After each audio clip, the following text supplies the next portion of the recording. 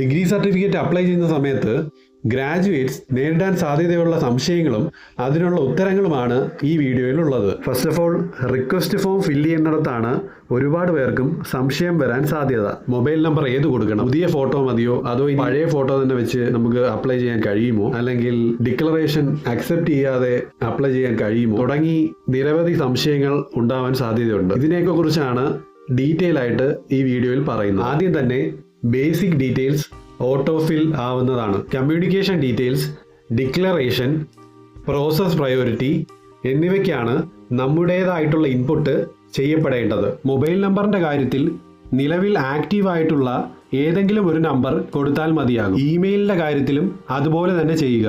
അടുത്തതായി, നിങ്ങളുടെ degree certificate ഏത് അഡ്രസ്സിലാണോ ഡെലിവർ ചെയ്യപ്പെടേണ്ടത് ആ അഡ്രസ്സ് ഇവിടെ ഫില്ല് ചെയ്യുക. അടുത്തതായി, ഫില്ല് ചെയ്ത അഡ്രസ്സുമായി ചേർന്ന് നിൽക്കുന്ന സിറ്റി ഏതാണോ ആ സിറ്റിയുടെ പേര് അവിടെ ഫില്ല് ചെയ്യുക. അതോടൊപ്പം സ്റ്റേറ്റും കൺട്രിയും കൂടി ഫില്ല് ചെയ്യുക.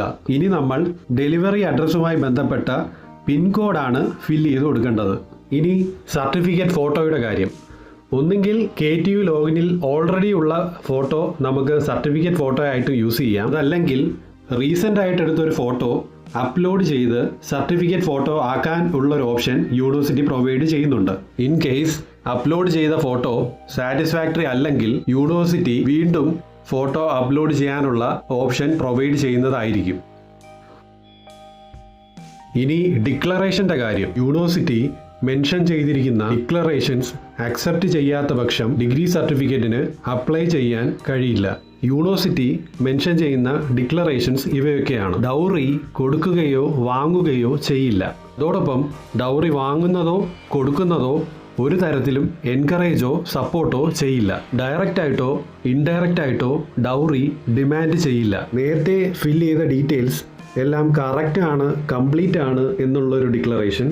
അവസാനമായി, concerned authorities original certificate present ചെയ്യാൻ ഡിമാൻഡ് ചെയ്താൽ ഇമീഡിയറ്റ്ലി പ്രസന്റ് ചെയ്യാം എന്നുള്ളൊരു ഡിക്ലറേഷൻ.